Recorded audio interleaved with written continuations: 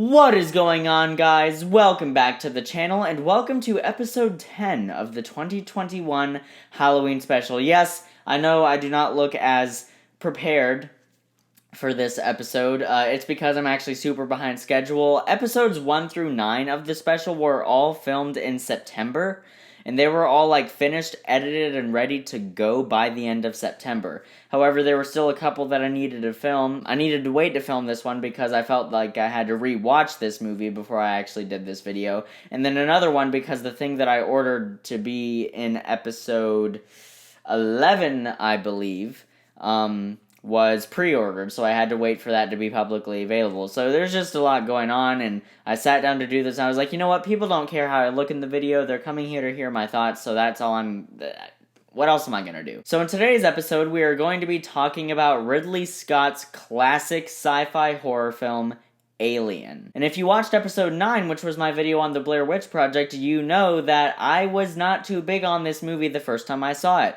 In fact, the first time I watched Alien, I didn't like it. It's not even that I was unsure. It's like I watched it and I was like, huh. And then I thought about it and I was like, no, I did not like that movie. And I was aware of its legacy. I was aware that it's hailed as a classic and that it's held up on such a pedestal. I knew all these things. People that I admire, content creators who all said it was amazing. I knew all this stuff. First time I watched it, I was like, wasn't a good movie. I don't know, man. And that's just how I felt for a very, very long time about this movie. And I rewatched it so many times just trying to see it, just trying to get why people think this movie is so great.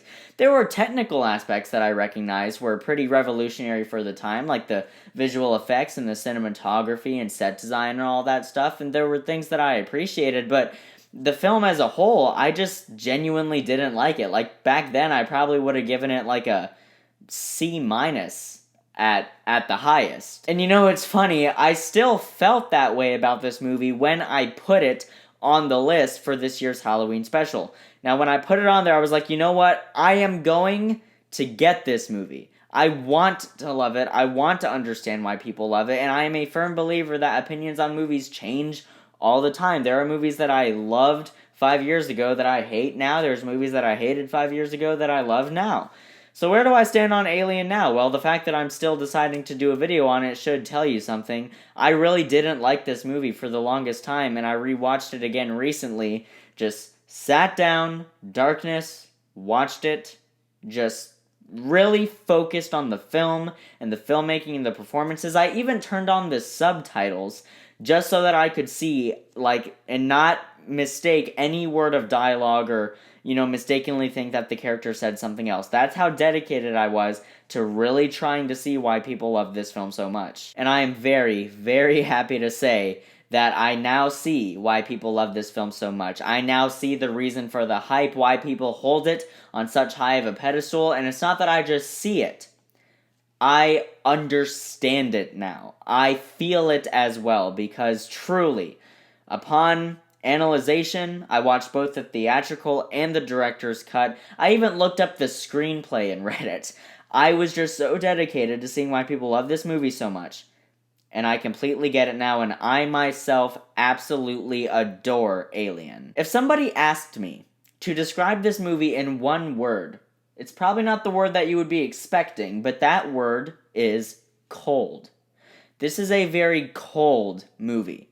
And because of that, it can feel very distant if you're not paying attention to every word of dialogue or the filmmaking or anything like that. This movie has a very cold exterior. But as a late 70s horror film and the tone that Ridley Scott was going for, that cold exterior really benefits this movie because it makes you feel vulnerable. And I think that was part of the reason why I didn't like it just on a subliminal level the first time I watched it. Because I was sitting there and it was completely subliminal. I think it was because of that cold tone that the movie goes for. I sat down wanting to watch a horror film that I could just warmly curl up in a ball and watch and have so much fun and wrap a blanket around myself and eat popcorn. That's not really what this movie is trying to do. That's not really the experience it's trying to evoke. This movie wants to get under your skin, and it wants to disturb you. And you might be wondering, well, Xavier, you loved The Witch the first time you watched it, and that film has a very cold exterior. However, The Witch is a very different film. To compare it to Alien just because they're both horror movies is completely unfair. I think it was the fact that I was so used to sci-fi horror movies being movies that are just so warm, you know? You know what I mean? Like, you can just wrap up and just watch them with your family, just have a great time, just eat popcorn and drink soda and all that stuff. And this movie just isn't like a lot of other sci-fi horror movies. Like, even John Carpenter's The Thing. I feel completely comfortable wrapping myself up in a blanket and watching that, but when it comes to Alien, it definitely stands out. And since I was paying very, very close attention this time, I really came to love the dynamic between the team on this ship, and I know I haven't given a plot synopsis and we're already way into the video. If you somehow do not know what this movie about, it's very simple. It takes place, sometime very far into the future, and there's this team on a ship, and they hear a distress call, so they go to check it out on this planet, and an alien organism attaches itself to one of their crew and then gives birth to an actual alien that grows up very fast, becomes the xenomorph, and now this crew has to survive on their ship, stranded with this bloodthirsty alien running around the premises. There you go. I haven't seen another movie with this premise better than Alien. And all that's to say, you cannot deny the influence of Alien. This movie influenced an entire generation of sci-fi filmmakers and horror filmmakers as well. And as I said, the team dynamic is really, really well done. You really feel like these people are extremely close to each other and have known each other for a very, very long time. And there's a lot of really well-written banter and dialogue between them, and something that really surprised me is that in the director's cut, which I actually prefer over the theatrical cut, it's not extremely different. There's like one additional scene that completely wasn't in the original. Other than that, the director's cut has like a couple new shots here and there, a couple new lines. But the thing about the director's cut, which is my preferred version, the crap doesn't hit the fan per se until like an hour into the movie. Like, it's not until an hour into the movie and you're, like, just over halfway into the movie. You don't see an alien until, like, just over halfway into the movie. And it's not like it's been creeping around and then you finally see it. No, the actual, like, hook of the movie, plot, like, the main plot of this alien killing off these people, it doesn't really take action until over halfway through the film.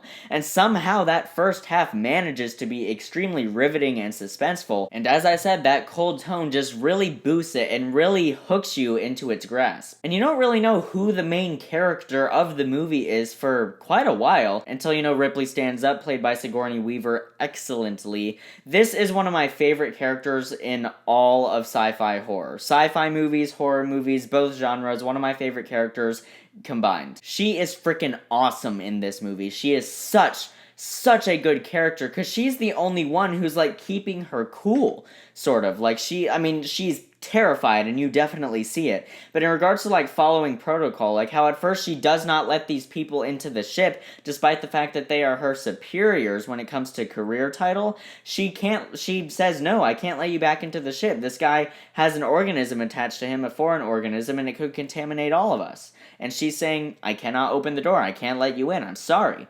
And you just build this respect for Ripley. You're like, yeah, like I respect you. You are following protocol and you follow the rules and you're helping these people and you're just trying to do what's best for the crew and not what's best for one single person. Not to say that characters that, morally only focus on one person are bad people. I'm just saying it makes Ripley a very respectable person. So while the first half of this movie is kind of like this slow creeping thing, like about building tension, and then the second act of this movie is like the alien just kind of creeping around. You don't really see it that much, but there's a lot of suspense and people are being picked off.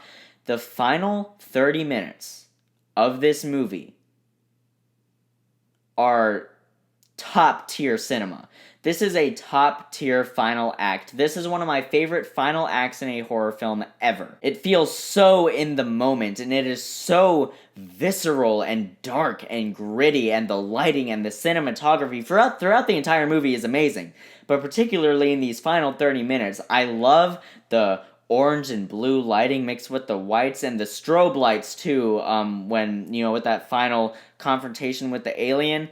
That is just insane. The level of craftsmanship on display, it really elevates this film above its deceptively simple premise. And of course, there is the epic shot of Ripley coming up from the trapdoor, putting her fingers down in it, rack focusing to her face as she knows what she's about to encounter. It is amazing. Now, something I haven't talked about is the alien itself, the xenomorph in this movie. This movie gave birth to the xenomorph, which is probably the most iconic sci-fi monster in movie history. This thing is done with 100% practical effects, and it pays off. To this day, this movie holds up amazingly in regards to practical effects. Plus, this design is so cool.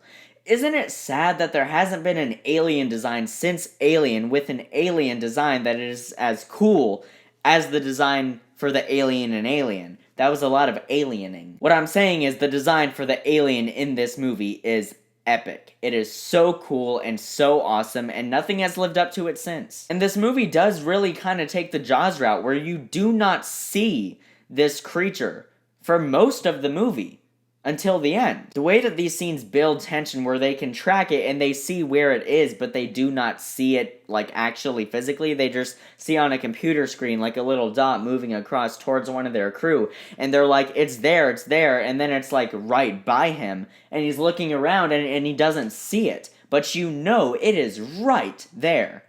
That is terrifying. And also, just the way this thing, implants the chest burster into you, all the lore behind how it kills you and the various functions of this creature and all of that stuff, it is just so disturbing, and it really gets under my skin, and it is very, very effective in this movie and with what this movie was trying to do. So yeah, guys, I don't know why it took me so long to love it. I really did not like this movie for the longest time, but I can say that I love it now, and it's not just me feeling obligated to love it.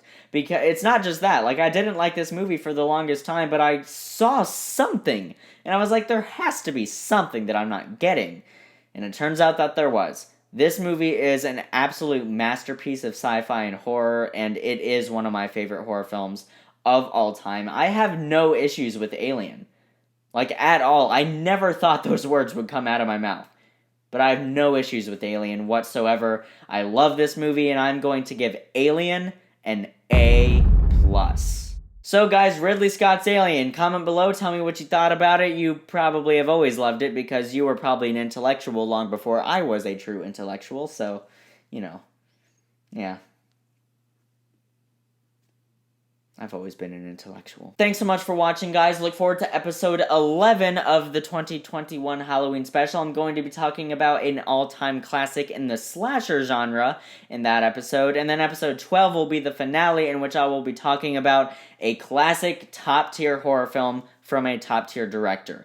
Definitely look forward to those 2 episodes. Thanks so much for watching, guys. It really does mean a lot. I'll see you in the next video, and until then, keep writing, keep shooting, and keep editing.